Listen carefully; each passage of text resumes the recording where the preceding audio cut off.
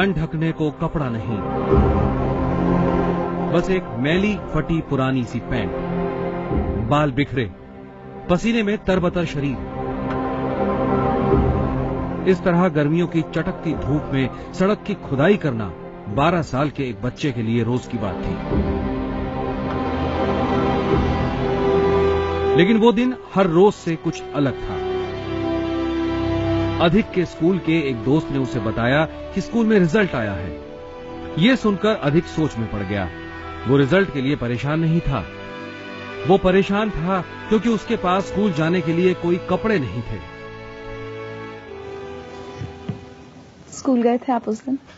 हम स्कूल गए थे नहीं थी, वो छुट्टी का टाइम था और छुट्टी के इसमें मैं एक काम पे गया था।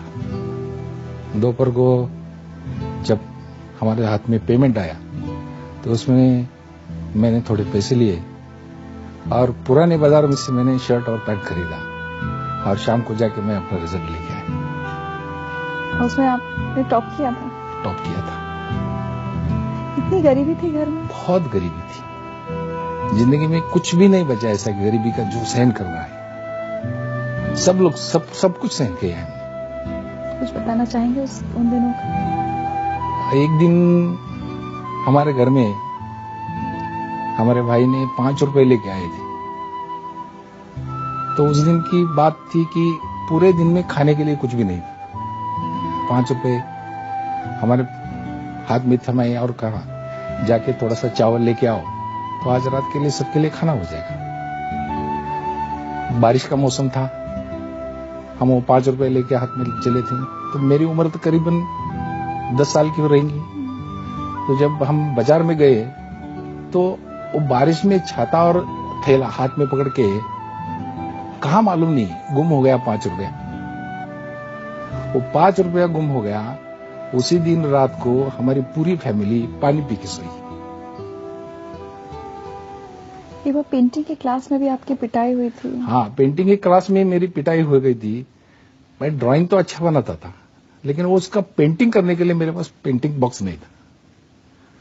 तो रोज मैं अपना पेंटिंग तो निकाल के दिखाता था लेकिन उसको पेंटिंग नहीं किया बोल के रोज मार खाता था। तो उन्होंने मुझे पूछा कि तू रोज मार खाता है और पेंटिंग भी नहीं करता, क्या बात है? तब उन्होंने बताया कि ऐसे ऐसे हालत है मेरी। उस दिन वो टीचर मेरे साथ में लेके गए, अपने रूम में गए। उन्होंने मुझे वो पेंटिंग का बॉक्स दिया। उसके बाद में पूरे रात में मैंने पूरा वो पेंटिंग पूरे करते। और वो सब देखने के बाद उसी टीचर ने मेरा फॉर्म भर दिया एग्जाम का और उसी वक्त भी मैंने वो टॉप में किया था। एक दलित परिवार में जन्म हुआ है तो भेदभाव होगा, छुआछूत होगी, ये सब आपको कब एहसास होना शुरू हुआ?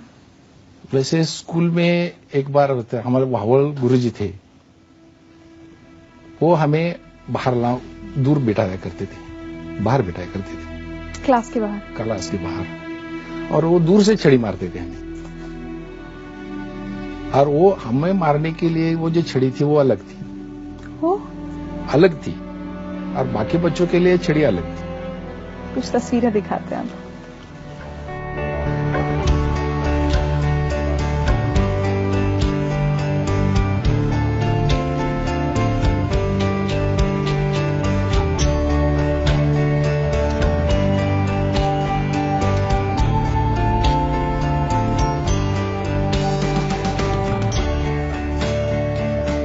ये हमारा इंजीनियरिंग कॉलेज है जहाँ पर मैं इंजीनियरिंग की पढ़ाई कंप्लीट कर दी है।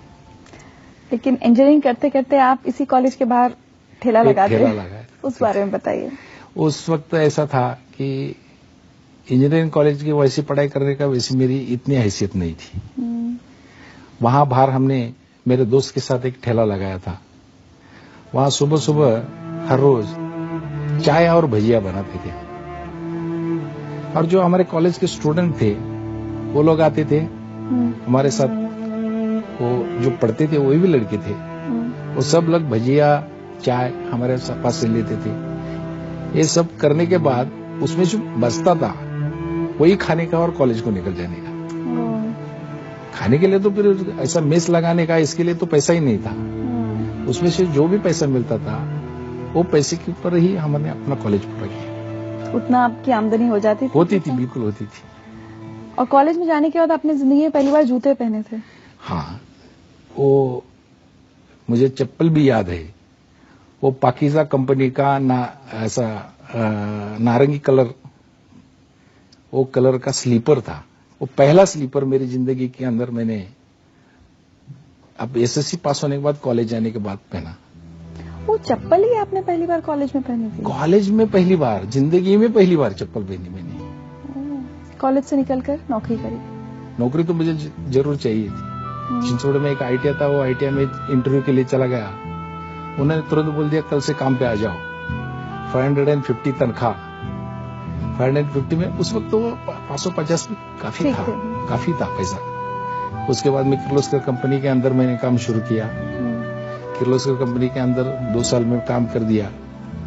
साथ में मैं रेलवे सर्विस कमीशन उसकी एग्जाम दी थी। तो उसमें ऑल इंडिया लेवल में खाली 26 लड़के लिए थे, तो उसमें से मैं महाराष्ट्र में सेकंड था।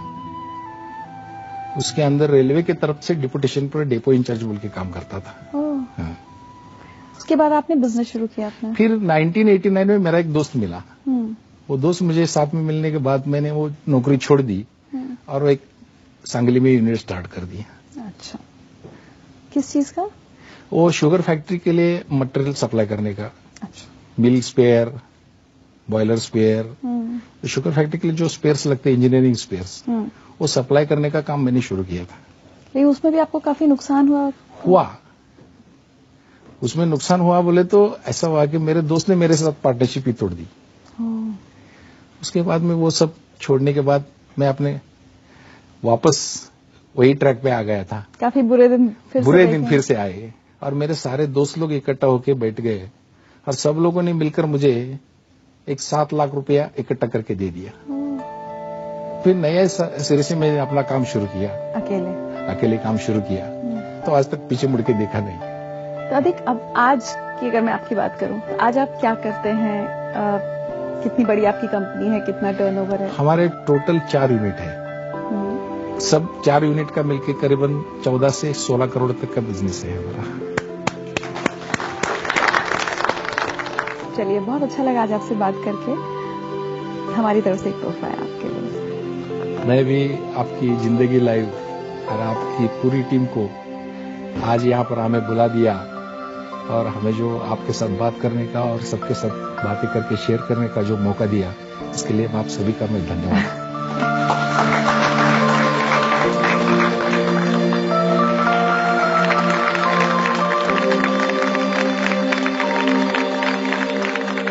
अपने देश में सदियों से चली आ रही छुआछूत की कुप्रथा पर अब हम सबका सर शर्म से झुकना चाहिए।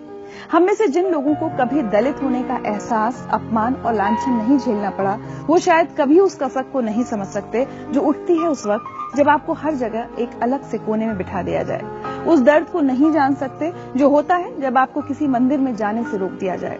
वो बेइज्जती जो महसूस होती है जब आपकी उपलब्धियां भी आप पर लगे दलित होने के ठप्पे को ना मिटा पाए। आज हमने एक छोटी सी कोशिश की है अपने देश में हो रहे बदलाव से आपको रूबरू कराने की। हमारे आज के सभी मेहमानों ने यह साबित किया कि उनका दलित होना उनकी सफलता के रास्ते में आड़े नहीं आ सकता। अगली बार आप किसी गरीब दलित के बच्चे को देखें तो हमारे इन मेहमानों को जरूर याद कीजिएगा।